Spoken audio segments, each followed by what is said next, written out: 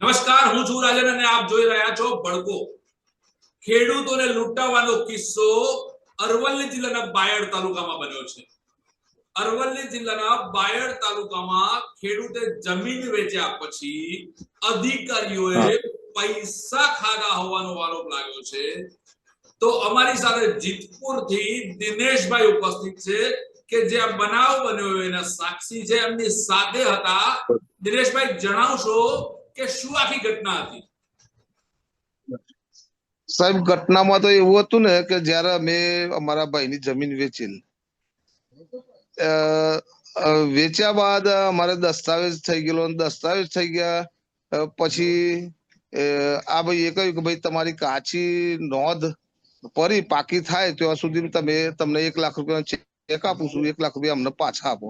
હવે પાછા આપેલા. ત્યાર પછી એમની નોંધ પાકી થઈ ગઈ. પાકી નોંધ થયા પછી એમને જોડે અમે પૈસાની ઉઘરાણી કરી કે ભાઈ તમે હવે પૈસા આપો. પણ એમને પૈસા આપવાની આજ પછી આપીશું એમ કરતો 3 મહિના ચેકની મુદત પણ વીતી. ચેકની મુદત વીત્યા પછી આ ભાઈ એ કહ્યું કે ભાઈ તમારે અમને ઉપરથી પૈસા આપવાના થાય છે. અમારી પાસેથી પ્રાંત અધિકારી સાહેબે પૈસા અમે આપ્યા છે એ, અથવા નોટરીઓ કરાય છે, નોટરીઓના પૈસા, અને નાયબ મામલતદારે પૈસા માંગ્યા છે. એ પ્રમાણે એમને પૈસા આપ્યા છે. એ પૈકી અમને 1,40,000 નો અમને હિસાબ બતાવ્યો. તો ઉપરથી અમારી જોડે 40,000 રૂપિયા વધારાના એમને માગણી કરેલી. એટલે એ પૈસા એમને અમને આપ્યા નથી. અચ્છા, હવે એ જણાવો કે પ્રાંત ઓફિસરોને કલેક્ટર બીજા અધિકારીઓ જે છે અથવા તો જે નોટરી માટે જે પૈસા માંગ્યા એ કેટલા પૈસા અને કેવા પ્રકારે પૈસા માંગ્યા હતા? જે તે અમારા વચ્ચેના રાકેશ ભટ્ટ કરીને જે ભાઈ હતા અમારી જોડે જમીન રાખેલી, એમના જોડે માગેલા છે ને એમને પૈસા આલેલા છે. એમને મને ટેલિફોન મારફતે વાત કરેલી કે આ રીતે પૈસા મેં પ્રાંત સાહેબ ને આપ્યા છે. તો દિનેશભાઈ, હવે તમારે અમારી પાસે પૈસા લેવાના રહેતા નથી, ઉપરથી તમારે તો આપવાના નીકળશે. એટલે શું આવા અધિકારીઓ પૈસા લેશે? એની અમારે ખાતરી કરવી છે કે ભાઈ પ્રાંત અધિકારી તો આ દસ્તાવેજની અંદર નોંધ મંજૂર કરવા માટે લાખ રૂપિયા લે છે. નાયબ મામલતદાર સાહેબ 20,000 રૂપિયા લેશે. એની અમારે ખાતરી કરવી. અચ્છા, અલ્પેશભાઈ આપણી જોડે જોડાયેલા છે. અલ્પેશભાઈ, જે પ્રકારનો મામલો બન્યો છે કે જે ખેડૂત છે એની પાસેથી દસ્તાવેજ કર્યા પછી પૈસા પાછા લીધા છે અને એને હિસાબ આપવામાં આવે છે કે અધિકારીઓએ પૈસા લીધા છે. આ મામલાની ગંભીરતા બાબતે આપનો વ્યૂ જણાવશો? ચોક્કસ રાજનભાઈ, આમાં એક તો પહેલો મામલો સ્પષ્ટ થતો નથી કે કોણે પૈસા માંગ્યા. એમાં જે ખેડૂત છે એ ખુલીને નામ બોલતા નથી. બીજા નંબરમાં જો પૈસા થર્ડ પાર્ટી થ્રુ માંગેલા છે, એટલે એ પણ કન્ફર્મ કરવું જરૂરી છે કે ખરેખર આવો બનાવ બન્યો છે કે કેમ. અને જો બનાવ બન્યો જ હોય, આ રીતે પૈસા અધિકારીઓએ માંગ્યા હોય, લીધા હોય, વ્યવહાર થયો હોય, વચેટિયાઓ કોણ છે એનું પણ એક રેકેટ ચાલતું હોય છે. આપણે મોટા ભાગની કચેરીઓમાં જોતા હોઈએ છીએ. પણ આ મામલામાં પર્ટિક્યુલરલી કયા પ્રાંત અધિકારીએ, અરવલ્લી જિલ્લાની પ્રાંત કચેરીઓમાંથી કઈ પ્રાંત કચેરીના અધિકારીએ આવું કામ કર્યું છે કે નથી કર્યું, એ પણ એક સ્પષ્ટતા થવી જોઈએ. બીજા નંબરમાં જો આવું થયું હોય તો જે તે કર્મચારી દ્વારા અથવા તો જે તે અધિકારી દ્વારા પૈસા લેવાનો આક્ષેપ થઈ રહ્યો છે, તો એવા અધિકારીઓએ ખુલીને આગળ આવી અને જે તે વ્યક્તિઓ સામે કાયદેસર કાર્યવાહી કરવી જોઈએ, જેનાથી બીજા જે સાચા, સારા અને ભ્રષ્ટાચારમાં ખરડાયેલા નથી એવા અધિકારીઓ સામે આક્ષેપ થતા અટકી જાય. અને મૂળ છે કે કોઈ પણ કામ મામલો હોય, માનો કે આ ભાઈ સાથે આવું બન્યું, તેમને જિલ્લાની કચેરીના વડાનો કોઈ સંપર્ક કર્યો કે કેમ. ખેડૂતોએ પણ અથવા તો જમીન લેવેચ કરતા વ્યક્તિઓએ પણ જેને લીધી છે કે વેચાણ કરી છે એને પણ જાગૃત બનવાની જરૂર છે. જી જી દિનેશભાઈ, જે જી સાહેબ. તમારી સાથે ઘટના હા. બની છે, આ કયા વિસ્તારની, કયા તાલુકાની આ ઘટના છે? સાહેબ જીતપુર ગામ બાયડ તાલુકાની આ ઘટના છે. બાયડ તાલુકા જીતપુર ગામની આ ઘટના છે અને ઘટનામાં જે રાકેશભાઈ ભટ્ટ કરીને અમદાવાદના છે એમને આ જમીન અમે આપી છે અને અમારા ભાઈની જમીન વચ્ચે રહીને મેં અપાવી છે. આજે એ લોકો ખેડૂતો છે કે જે બિલકુલ અભણ જેવા છે એમને કોઈ ખબર પડતી નથી. આજે એમને તો એમ મનમાં એમ જ થાય કે દિનેશભાઈ છે એટલે આપણે પૈસા આવી જશે, પણ પૈસા પાર્ટી આપતી નથી. અને કોણ એમને પછી પાર્ટી ટેલિફોન પૈસા નથી? દિનેશભાઈ હા તમને કોણ પાર્ટી પૈસા નથી આપતી? રાકેશભાઈ ભટ્ટ કરીને છે, એમને અમારી જોડેથી જમીન લીધી. દસ્તાવેજમાં પણ એમને જ સહી કરી છે અને સાક્ષી તરીકે મેં પણ સહી કરેલી છે જીતપુર ખેડૂત પાર્ટી તરફથી. એટલે જમીન તો તમે વ્યક્તિ કોણ હતું? બાયડ પ્રાંત અધિકારીને આ બાબતનું કોઈ જાણ કરી ખરી કે ભાઈ આવી રીતે તમારા સામે આક્ષેપ થઈ રહ્યા છે અને આવો હિસાબ હા. અમને આપવાનો હોય તો મામલામાં શું છે એવું તમારે ના પૂછવાની જરૂર નથી. ના સાહેબ, અમને હું છે અધિકારી સુધી પૈસા આપવા વાળી વ્યક્તિ રાકેશભાઈ ભટ્ટ છે ને એમની મારી જોડે ફોનમાં જ વાત કરેલી છે અને ત્યાર પછી અમને મળતા નથી, અમારો ફોન નહીં ઉપાડતા. તો મને એટલી બધી જાણકારી નથી કે અમે પ્રાંત અધિકારી સાહેબ ને કે મામલતદાર સાહેબ ને કેવી રીતે મળીએ એમ. સરકારી અધિકારી અથવા કર્મચારી પ્રજાનો સેવક છે, એને આપણે પૂછવાનો હક છે, કોઈ રોકી નહીં શકે. એ કોઈ તમારી સામે ખોટી રીતે પણ દલીલ નહીં કરે. તમે રૂબરૂમાં એકવાર એ અધિકારીને મળો અને આવી વાત કરો અથવા તો એમના થ્રુ ત્યાં જઈને જે તે પાર્ટી છે, તમે રાકેશભાઈ ભટ્ટ કરીને જે નામ આપો છો એને સાહેબ જોડે વાત કરો.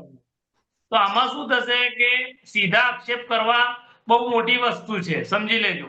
સરકારી કર્મચારી, સરકારી અધિકારી સામે આક્ષેપ કરવા એના કરતા એકવાર આપણે ટાઇટલ ક્લિયર કરવા માટે જે તે સંલગ્ન અધિકારીને મળી રૂબરૂમાં અને વાતચીત કરી લો એકવાર.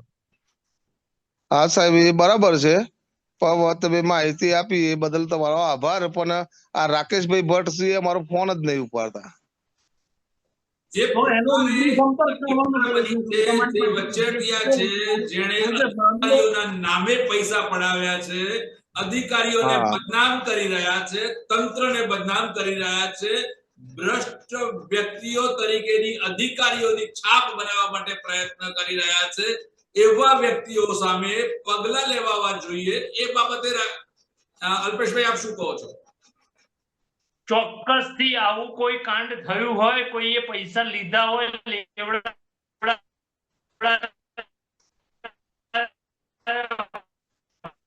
કોઈ કારણોસર અલ્પેશભાઈ સાથેનો સંપર્ક તૂટી રહ્યો છે. અલ્પેશભાઈ સંભળાય છે આપની વાત? જી.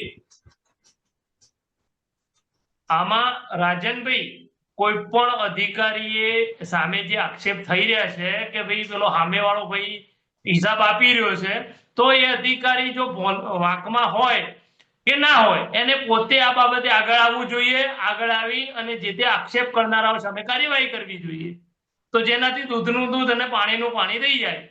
દિનેશભાઈ, જે પ્રકારે અલ્પેશભાઈ કહી રહ્યા છે એ પ્રકારે આપણે અધિકારીઓ સમક્ષ જવાની જરૂર છે. કદાચ અધિકારીઓ જો નિર્દોષ હોય, કદાચ એમણે આ લાંચ ના લીધી હોય અને પેલો માણસ જે પચોટીયો માણસ છે એ જો તમને છેતરતો હોય, ગુજરાતના ખેડૂતને છેતરતો હોય, તો કાયદાની મર્યાદામાં રહી એની સામે કડકમાં કડક પગલા લેવા જોઈએ. અને એ માટે અમે અમારા માધ્યમથી પણ આ વાત અધિકારીઓ સુધી પહોંચાડવાનો પ્રયત્ન કરીશું કે આ ગુજરાતના ખેડૂતને ન્યાય મળે. ગુજરાતનો ખેડૂત આવો કેટલી વખત હેરાન થતો હશે કે જે ઓફિસોની અંદર વચોટિયા ખેલ કરી જાય છે. અલ્પેશભાઈ ખૂબ ખૂબ આભાર. દિનેશભાઈ આપનો ખૂબ ખૂબ આભાર. આ સમાચાર પછી, આ ડિબેટ પછી અમે જે કથિત ઓડિયો છે, જે વાત થઈ છે વચોટિયા સાથેની અને જેણે દિનેશભાઈને જે હિસાબ આપ્યો છે, એ ઓડિયો અમે અમારા દર્શક મિત્રોને બતાવવાના છે, સંભળાવવાના છે. જો કે ભડકો આ ઓડિયોની પુષ્ટિ કરતું નથી, પણ આ ઓડિયો અમને દિનેશભાઈ તરફથી પ્રાપ્ત થયો છે અને એ ઓડિયો દર્શકોને બતાવવાના છે. જ્યાં સુધી આ સમાચાર અધિકારીઓ જોડે પહોંચે છે, તો અધિકારીઓએ આવું કામ કરનાર સામે આજ દિનેશભાઈ કે જેને અસર થઈ છે એમને મળીને કાયદેસરના પગલા લેવા જોઈએ. ધન્યવાદ અલ્પેશભાઈ, આપનો ખૂબ ખૂબ આભાર. દિનેશભાઈ, આપનો પણ ખૂબ ખૂબ આભાર. હા, બોલો. તમે કશું ગંગારતા નહીં એટલે શું વિચાર છે તમારો? મારું એમ કેવું છે. જયંતિભાઈ ફોન આવ્યો તો હમણાં મેં જયંતિભાઈ કીધું જયંતિભાઈ નો ફોન હોય, જયંતિભાઈ ને જોડે તમે ચોખવટ કરો, એમ ના ચાલે. હા તમે બેહીને મારા જોડે ચોખવટ કરો ભાઈ. આ શેની તમે એમ કહી દો કે આમ ખર્ચો થઈ ગયો ને તેમ ખર્ચો થઈ ગયો, એ બધું યાર આ વ્યાજબી નહીં યાર. રાકેશભાઈ તમને આ શોભા નહીં દેતું, મારું એમ કેવું છે. ખર્ચો નથી થયો એવું ક્યાં માંગો છો? હું ખોટું બોલું છું એવું ક્યાં માંગો છો? અરે ખર્ચો થયો કે ના થયો એ બરાબર વસ્તુ છે, પણ એનું તમે બેહી નહીં થાય. તમે આટલા ટાઈમ થી એક તો ગોળ ગોળ ફેરવો છો, ફોન નહીં ઉપાડતા. અરે જબરદસ્ત ફેરવો છો તમે. ત્યાં જે દિવસે ત્યાં આવ્યો ત્યારે મેં કીધું તું કે ભાઈ આ ખર્ચો થયો 1,40,000 રૂપિયાનો કોણ આવશે? મેં કહ્યું ચલો મારે 40,000 રૂપિયા નહીં જોઈતા, ભૂલી જાઓ. બરાબર છે, આપણે એ વસ્તુ કીધી. પછી તમે શું કીધું? તમે મને મળો 2 દિવસ પછી. અરે ભાઈ એ વસ્તુ તો મને નહીં કહી હો. એ તમે યાર તારે આટલા સમય પછી ઉલ્લુ નહીં બનાવો યાર. આ વસ્તુ છે ને બહુ ખોટી પડે. મોઢે કીધું તમને મેં એમ કહ્યું હતું, તમારે એમ કહ્યું હતું પૈસા પાછા લઈ લેવાશે. મેં તમને કહ્યું હતું પૈસા પાછા લઈ લેવાશે. તારે મેં કહ્યું હતું, પણ તમે આટલા ટાઈમ થી જો તમને એમ થઈ ગયું કે 3 મહિનાનો ચેક આલ્યો. આપણે સમજ્યા 3 મહિના પહેલા એમ ચેક. હવે તમને એમ છે કે ચેક પૂરો થઈ ગયો છે એટલે તમે દિનેશભાઈ ને કશું નહીં કરી શકો. એમ સમજો સવાલ એવું જ છે ને તમને એવું જ છે ને. તમે એમ કહો હું પેલા પૈસા થોડા લાવું, જરૂર પડે તો મારા લાવું. એટલે ભાઈ મારી વસ્તુ એ આખી જુદી છે. ખેડૂત પાસે વસ્તુ હાલ દીધા પછી તમે આટલા ટાઈમ પછી આવું બોલો ને, એ વસ્તુ હારી નહીં. એના કરતા આવી બેસી તમે આવી જાઓ. હારી નહીં એનો સવાલ નથી. ખર્ચો થયો છે, ટાઇટલ માં ખર્ચો થયો. બીજો કોઈ ખર્ચો ના થયો હોય તે મારે ભોગવવાનો હોય. ટાઇટલ નો ખર્ચો તો ખેડૂત ભોગવે કે મારે ભોગવવાનો હોય? હા, ટાઇટલ માં જે વાંધો હોય એ ખર્ચો ખેડૂતે ભોગવવાનો હોય, મારે ભોગવવાનો હોય. કાયદેસર નિયમ શું કહે છે? તમે દિનેશ કાકા 1 મિનિટ. તો 1,40,000 રૂપિયા ખર્ચો થયો. તમે એમ કહો 1,40,000 રૂપિયા ખર્ચો થયો. મને ઘણી બતાવો હેડો, ઘણી બતાવો. લખો. હા તે લખું લાવ હેડો, અને એ પ્રમાણે તમે બોલાવો હેડો. હા,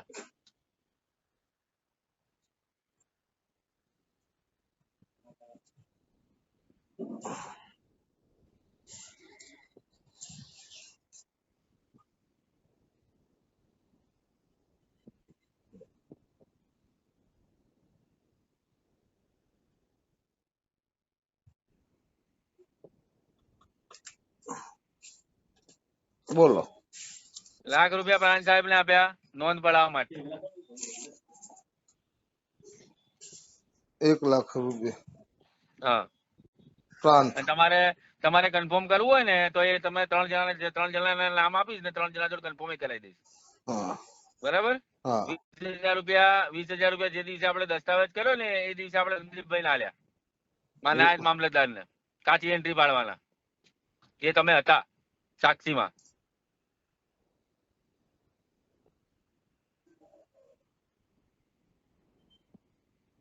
કાચી એન્ટ્રી. હા, 5,000 રૂપિયા 2 વખત નોટરી બાનાખત કર્યું. આ નોટરી પેલું કરાવડાવ્યું આપણે, આ કબૂલાત કરાવડાવી, એના 2 વખત 5,000 રૂપિયા આપ્યા. નોટરી. હા, કબૂલાત કરાવી. 6,000 રૂપિયા પિનાકીન છે ને જે જામનગર થી આવ્યો ને ભાઈ કબૂલાત આપવા, એ એની મમ્મી અને એની બેન એ લોકોને 6,000 રૂપિયા મેં ટિકિટ ભાડું આપ્યું. કેટલા થયા? થઈ ગયા 1,46, 1,36 થયા. હા, અને મારા ધક્કા જે થયા ડીઝલના 5% ખાધા 2,000 ને, એ તો હું ગણતો જ નથી. એ સાઈડ માં મેલો, એ માને જોઈ. એટલે યાર તમે એક વસ્તુ છે કે દલાલી નો ધંધો કરતા હોય ને આપડે માલિક નો ધંધો કરતો ગાડી લઈને જગ્યાએ ફરીએ. હું અમદાવાદમાં એમને મારે 10 રૂપિયાનું કામ હોય તો ગાડી લઈને આવું છું. મેં ક્યાં ગણ્યું? મેં ગણ્યું. ગણવાનું ધંધા કરવાના નહીં કરાય. હા, તો એ પણ ગણ્યું મેં. તમે આવો, આ વસ્તુ હું બતાવીને આ રીતે હું રૂબરૂ ચોખવટ કરાવી લઉં છું. બરાબર? હા, બસ તમે કરાવો. હું આવી જઈશ કાલે. હું આવું. તમે આવો હેડો. હા, પૈસો નહીં કરે.